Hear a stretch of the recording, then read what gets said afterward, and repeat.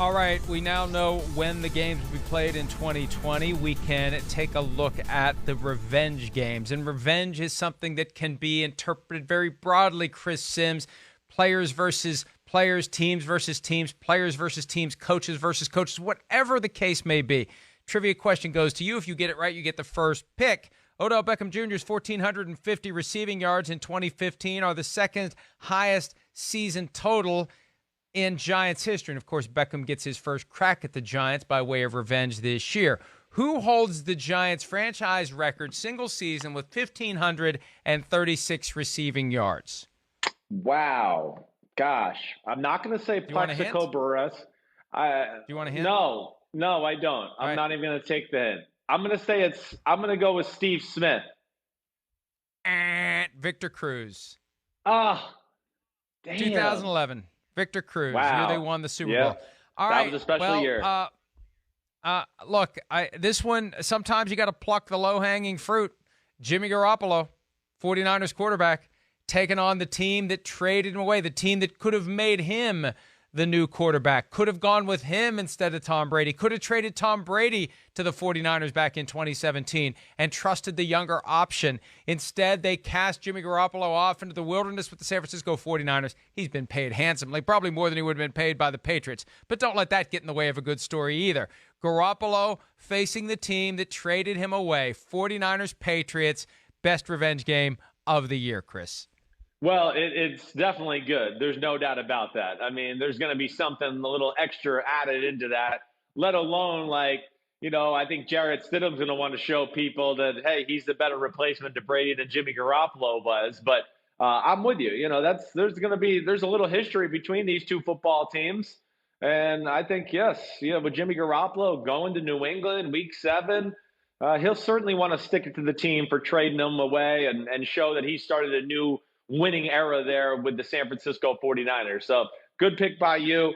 I'm going to go more of the team thing here first off. And I mean, what better revenge, for a Saint to get revenge on Christmas Day, right? I mean, Saints can't lose on Christmas Day, and they play the Minnesota Vikings. Yes, their chance to get revenge of, 2 out of the last 3 years, really losing to the Minnesota Vikings in heartbreaking fashion in the playoffs. I mean, we know the Minneapolis Miracle, but last year, certainly a controversial game with was it pass interference? Was it not? With, who was the tight end in the end zone there? I'm blanking on his name.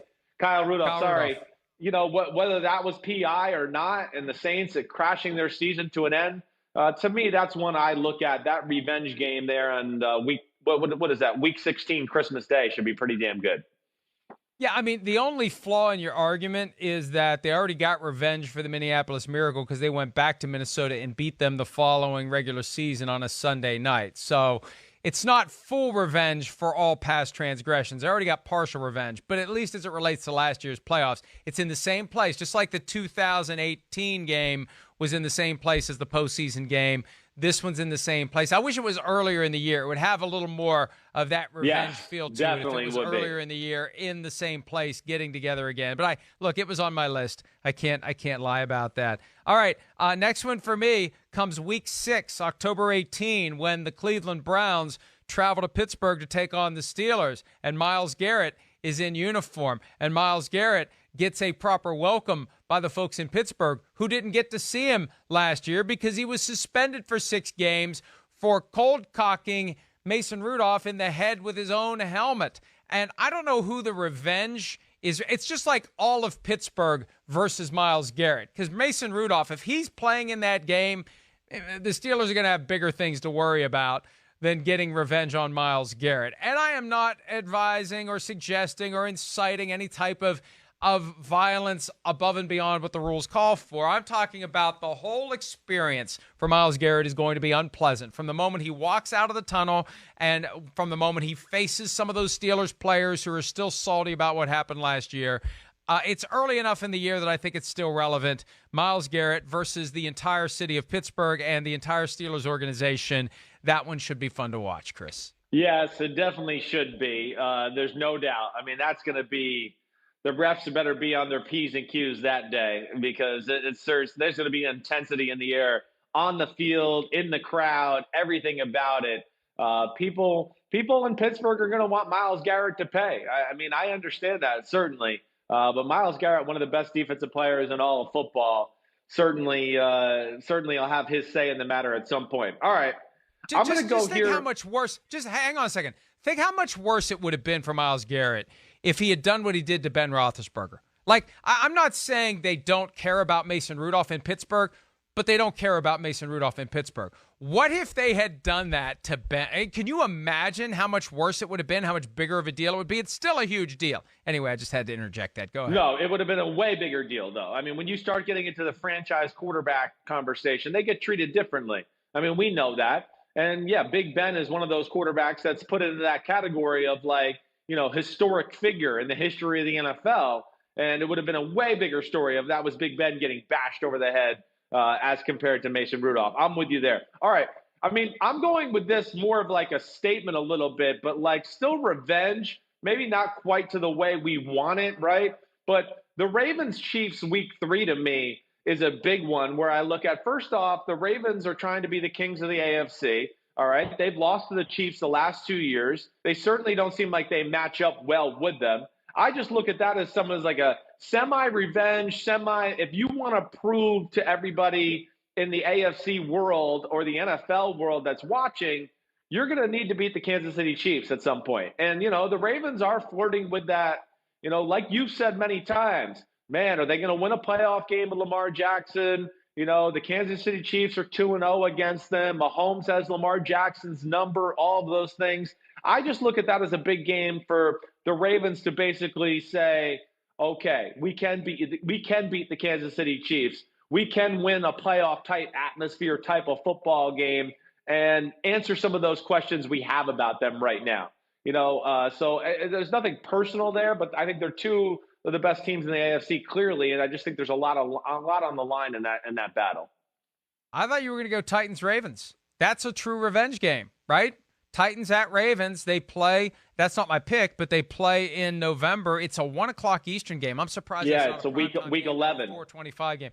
I guess it could get flexed into 4:25. And maybe the schedule makers don't expect the Titans to be very good this year. All right, the next one for me is Week 9, Sunday Night Football on NBC, Saints and Buccaneers. Now, you say, how is that revenge? Well, they play Week 1. So the Week 9 game, it's a little in-season revenge. The Week 9 game, whoever loses, it works, but you like it. You refuse to admit it. You refuse to concede the point, but deep down there's appeal to this. Whoever loses the Week 1 game is the guy, whether it's Drew Brees or Tom Brady, who gets his shot at revenge Week 9 primetime on NBC. It's a revenge game for which there's no need for revenge before the season starts, but there will be after the first weekend. Take that, boom roasted. Wow. I mean, that is just, you talk about like moving the rules of the draft and all that. All these other picks. It's a revenge game. It's a revenge game. Who's getting revenge on who? Who's getting revenge on who? Whoever loses in Week 1. Whoever loses in Week 1. We don't know who yet, so you've been disqualified for the draft. By Week 9, we will. Nicole back there in the room, just put whoever, okay, for his his third round pick, whoever. All right, that's all he deserves on there. He doesn't deserve a team with that bull crap. All right, how could I not go to Week 9 as well? Thank you. Thank you for only saying bull crap, by the way. Thank you. I'm on a roll. Hey, Week 9 as well. I mean, come on. The Green Bay Packers, if you want me to take you seriously as a Super Bowl contender, you're going to have to show me you can put up a competitive football game in San Francisco. I mean, they got railroaded both times there last year. If that doesn't speak revenge to, one, getting your butt kicked on Monday Night Football, and then two, getting your butt kicked in the NFC Championship game, that will be one of the ultimate revenge games of the year, to see where Green Bay has come and can they really dethrone or challenge the top teams in the NFC like the San Francisco 49ers on the road and put up a better showing than what we saw last year. Hey, and in the event that the pandemic requires the 49ers to not play their games in California, that's good news for the Packers, because every time they went to California last year, they got stomped. They should not want to play any games in California if they can avoid it, and the pandemic may require it. And on that note, we're going to take a break. Hi, I'm Mike Tirico, and thanks for watching. Make sure to hit subscribe for the latest news and highlights From NBC Sports.